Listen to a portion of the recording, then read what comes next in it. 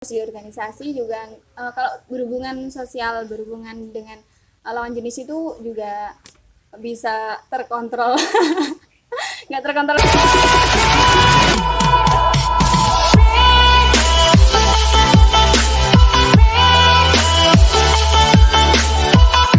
Kalau kalau apa muncul rasa-rasa apa suka sama sesama jenis itu kan emang lumrah, itu emang di masanya itu. Iya. Cara menyikapinya itu gimana? Pertama, istilahnya kan home sweet home ya. Iya. Rumahku adalah surgaku. Jadi dalam kondisi seperti apapun kita itu akan kembali ke rumah kan. Nah, ini budaya dan pola komunikasi. Ya, saya rasa semua keluarga mengadopsi ini. Mungkin ada yang tidak, tapi mungkin sedikit. Yang bisa, apalagi terkait dengan perasaan. Orang rumah saya dulu itu semua anggota keluarga akan tahu siapa yang seneng naksir, nembak, semua akan tahu. Jadi tidak ada beban saya sendiri. Itu bisa diadopsi. Jadi pertama, komunikasi terbuka dengan orang rumah itu membuat beban yang ada di diri terdistribusikan, ya kan? Beratnya yang dirasakan terdistribusikan. Kebimbangan, kegalauan, bos, aduh ibu, aku pilih yang ini apa yang ini. Nah, satu, bangun pola komunikasi. Kalau misalnya ini belum terpola, terbangun, menurut saya ini hal yang paling menyembuhkan. Yang paling menyembuhkan adalah membangun komunikasi dengan keluarga. Itu nanti setelah menikah akan sangat dirindukan. Swear. Saya setelah menikah punya kehidupan itu kan otomatis fokus dengan kehidupan keluarga yang dibangun ya. Yang dirindukan itu di rumah, ruang makan, ngobrolin semua hal tentang kita tanpa ada judgement. Yeh, kamu salah, kamu seharusnya begini. Oh, enggak, ngomong apapun itu salah, benar nanti. Tapi ngomong semua itu. Termasuk getar-getar tadi. Getar-getar ketika di organisasi. Sebenarnya kan yang kita butuhkan kayak kondisi tadi dikatakan kondisi labil. Ketika kondisi labil itu kan butuh orang yang menguatkan. Siapa sih yang menguatkan? Orang yang lebih tahu dari kita kan, yang keluarga kita, yang lebih duluan hidup dari kita, yang lebih mempunyai pengalaman hidup dari kita. Kalau kita kan ya masih mencari-cari ya. Kalau ditanya bagaimana menghadapi, menurut saya trik itu untuk masalah apapun relevan diterapkan adalah membangun komunikasi seterbuka mungkin dengan keluarga. Kalau secara umum keluarga nggak bisa, ibu paling nggak. Ibu itu ya apa sih rahasia kita yang ibu tidak tahu gitu kan. Tempat enak paling curhat. Tempat paling nyaman. Bau ketiaknya itu adalah kedamaian. Jadi harus terbuka dengan keluarga gitu ya. Membangun komunikasi seterbuka mungkin dengan keluarga itu akan membantu menguatkan kita dalam menghadapi gejolak-gejolak anak muda. Ya. Kalau apa itu pas di organisasi itu kan apa kita juga sebagai siswa itu kan kadang kan sekolahnya ada yang pulang sore, terus habis itu belum lagi tugas-tugas yang numpuk gitu, terus harus bantu keluarga. Itu kan tadi kuncinya itu jangan menunda. Tapi kalau biasanya anak muda kan sukanya, kalau sekarang sih sepengalaman sama saya itu anak muda itu kalau pulang sekolah itu ya udah istirahat di rumah, terus pas hari Minggu itu ngerjain tugas, setelah itu lihat-lihat. Dan kalau di organisasi itu nggak semuanya sadar kalau harus apa, setelah ini harus apa, setelah ini harus apa. Itu jarang sih yang mana sadar mau memajukan organisasi itu jarang banget. Mungkin juga yang udah bekerja itu juga kan sibuk sendiri-sendiri, dan yang kuliah itu juga kan nggak mungkin kalau semua orang itu waktunya longgar terus. Itu cara nyatuin maksudnya anggota-anggota ranting itu gimana sih maksudnya biar tetap ngimbangi antara kesibukan mereka dengan harus organisasi. Pas di organisasi itu sebagai pengurus itu harus gimana? Oke. Yang pertama sebenarnya berorganisasi itu tools ya. Berorganisasi itu alat. Alat untuk apa? Untuk membangun software kita. Jadi software tubuh ini kan ada dua, hardware dan software. Hardware itu yang semua yang dijual di Shopee kan? Ya. Yang bikin rambut jadi lurus, bikin kulit jadi putih, ya kan? Bikin lebih tinggi, lebih ya segala bentuk packaging itu hardware. Nah, kalau software itu adalah upaya bagaimana mengupgrade diri. Yang melakukan itu ya diri kita sendiri. Dibantu apa? Teman-teman yang mempunyai vibrasi yang sama. Teman-teman yang mempunyai satu frekuensi yang sama. Biar tidak berat ketika organisasi atau setidaknya merasa bahwa kok aku sendiri ya yang berpikir ini, yang lain sibuk sendiri dengan aktivitasnya masing-masing. Ya, sering gitu sih perasaannya. Nah, kok aku sendiri ya yang sepertinya totalitas, yang lain kok hanya separuh hati ya. Jadi organisasi itu kembali lagi ke diri itu efek ke organisasi memang ada. Tetapi sebenarnya organisasi itu bagi yang perlu disamakan persepsi adalah itu mengupgrade software dari masing-masing. Yang sebelumnya punya banyak tugas keteteran akan dipaksa bagaimana bekerja secara efektif dan efisien. Saya punya target organisasi, saya punya target sekolah, saya tuh punya target membantu orang tua di rumah, ya kan? Waktunya 24 jam. Semuanya itu target. Oh ya, ini lagi dibuat tantangan nih. Saya kalau bisa melakukan semua itu secara berkesinambungan, optimal semua, maka saya akan meningkat kualitas diri saya. Saya bisa bekerja lebih fokus. Kalau banyak tantangan, merasa nggak? Kalau challenge-nya, waduh tantangannya banyak banget nih, target ini harus kelihatan. Ini kan kayaknya adrenalin kita itu kan jadi lebih cepat ya. Waduh, harus fokus. Ini saya punya waktu 1 jam, harus selesai. Kenapa? Setelah ini saya ada pekerjaan ini. Ini harus selesai, fokus. Setelah ini harus ini, Setelah ini harus ini. Saya harus fokus. Yang scroll sambil leha-leha itu membunuh waktu banyak sekali. Benar. Lihat FB terus aduh ya Allah koncoku tekan kono, aduh ya Allah dia berprestasi, ya Allah ini jilbabnya merek ABCD, itu sangat menyita waktu, Godaan juga. sangat menggoda. Itu nggak kerasa dari pagi sampai siang nggak mandi betah tuh. Benar kan?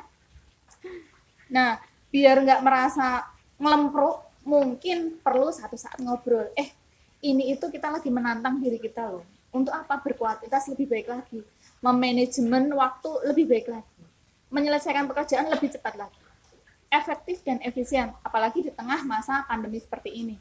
Ya, semua online, semua punya target. Yang kuliah, wow, tugasnya luar biasa. Tugas ini belum selesai, ini sampai ini dosennya beneran nggak sih baca? Makalahnya beneran nggak sih? Nah, kan manajemen waktu diatur. Bisa memanage dengan baik itu apa? Karena ditempa dengan banyak hal gitu. Kita nggak akan pernah bisa melakukan sesuatu hal dengan baik kalau belum mengalami target yang sedemikian banyak. Kalau santai kan belum memanage, ya santai saja. Dengan santai aja semua slot waktu terpenuhi. Tapi begitu semua ada targetnya, nah kan akan belajar untuk memanage. Mengacu diri itu ya dengan target-target yang harus dipenuhi. Betul sekali. Nah, sekarang kan udah fatayat nih, Mbak Vika udah fatayat. Ya beranak-anak. Cara menyalurkan jiwa organisasi dengan anak-anaknya Mbak Vika itu gimana? Biar tetap mengikuti jalur, nggak mengikuti jalur sih, maksudnya juga mengikuti jejak Mbak Vika yang dialami sendiri kan emang sangat luar biasa dari dulu sebelum organisasi dan sampai sekarang ini. Pengkaderan itu kan mulai dari ya ada pengkaderan formal, ada pengkaderan non formal ya. Kalau pengkaderan formal, kalau di IPNU IPP ya lewat Makesta, Lakmut, apalagi Lakut, Iya, nah dan lain sebagainya. Di Fataya juga ada pengkaderan yang secara formal, tapi ada juga pengkaderan yang non formal. Kalau mau mengkader anak ya ajak anak melihat aktivitas keseharian kita. Dalam berorganisasi, libatkan dia dan ajak dia. Walaupun setiap anak berbeda ya. Gimana? Misal, komentar anak saya yang pertama namanya Bahri, kelas 3. Ini mau naik ke kelas 4 karena hari ini tes. Misal di forum di mana ibunya atau bapaknya ngomong, itu komentarnya, kok berani sih ngomong di hadapan banyak orang? Kok berani sih? Kalau Bahri malu. Nah kan berarti kan sudah ada satu referensi, oh iya, berarti ngomong di depan orang itu nggak apa-apa kok. Toh ibuku, bapakku juga kayak gitu, ternyata nggak apa-apa. Dalam organisasi pun sama. Saya pernah menyebut istilahnya kader ngintilan. Jadi kalau merasa, aduh aku harus ngapain ya, bingung, udah ikuti saja. Yang lain ngapain, ikutin.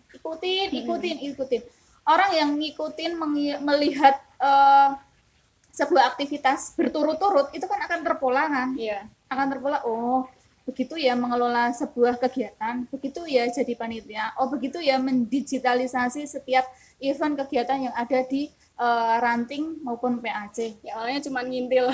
Yang penting ngintil dan kepo itu luar biasa itu. Orang kalau nggak kepo, nggak stalking, lah ya udahlah, mendingan nggak usah kemana-mana.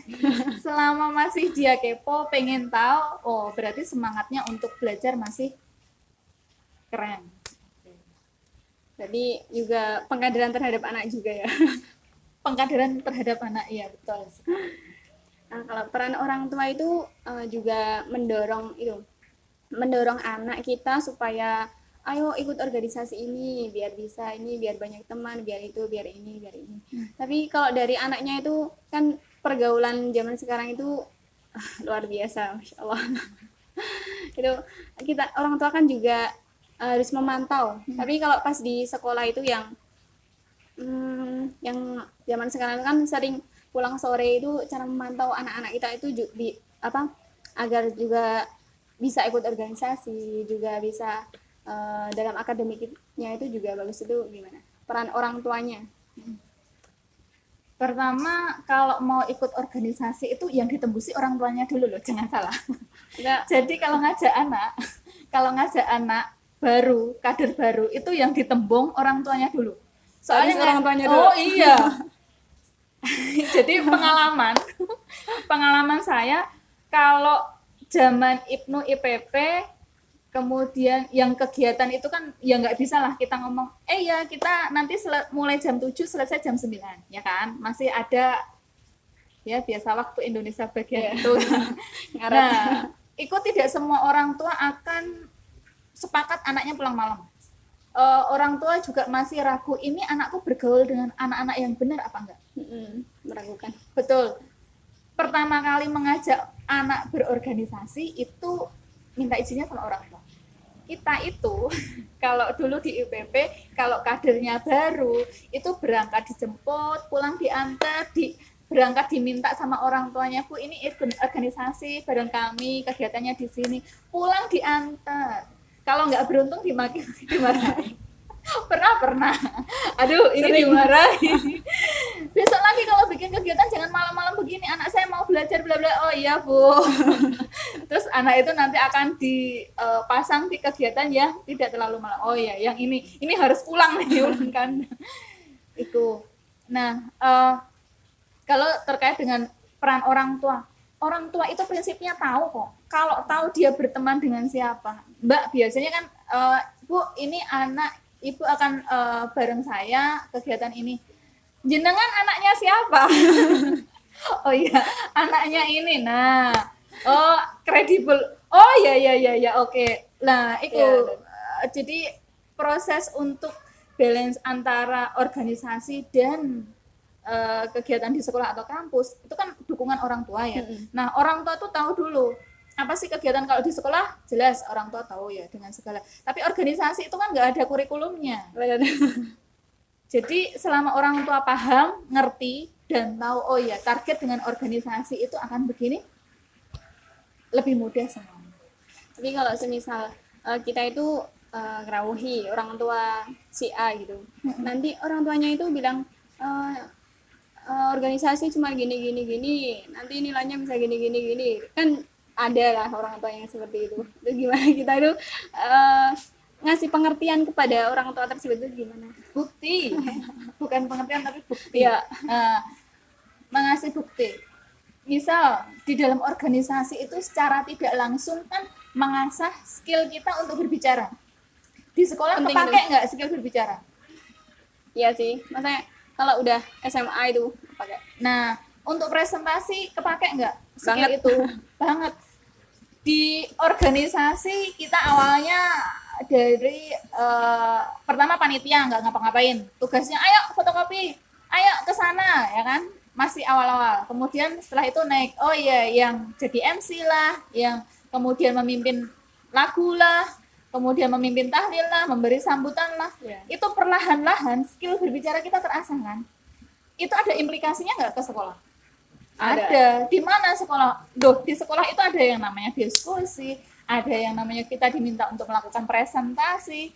Skill kita terasah. Nah, kenapa orang tua tadi penting? Kalau pola komunikasi, Ibu, sekarang saya jago loh, presentasi, public speaking saya keren. Karena apa? Kemarin dipaksa di IGNU menjadi pemateri untuk tema misalnya motivasi gitu atau organisasi, dipaksa Bu. Jadi sekarang saya lihat ngomong karena IPEP. Nah, misalnya seperti itu. Pola komunikasi itu mengafirmasi bahwa dengan berorganisasi itu mendukung soft skill saya keren loh. Gitu. Lebih itu berbicara itu dimanapun. Nah, kemampuan berbicara itu salah satunya. Karena itu nanti akan kepake terus. Dari SMA, kuliah kan kepake terus kemampuan berbicara. Nah, ruang organisasi ini yang ruang tanpa judgement itu, aduh kamu masih bodoh, enggak kan? Enggak sih. Udah seperti apapun, ayo berbicara, ayo berani. Jadi organisasi ini siapapun yang memimpin akan, ayo gantian. Siapa yang mau memimpin, ayo berbicara, ayo gantian. Itu kan memberi ruang untuk semua orang mempunyai keberanian untuk berbicara. Jadi orang akan tambah pintar berorganisasi, tinggal menyampaikan ke orang tua, mengafirmasi, Bu, bahwa dengan berorganisasi ternyata membuat skill saya tambah keren. Berarti ini yang disampaikan Mbak Arifika ini kalau berorganisasi dengan untuk mengimbangi kegiatan sekolah dan yang lain sebagainya itu harus jangan menunda. Intinya jangan menunda. Mulai dari sekarang jangan menunda.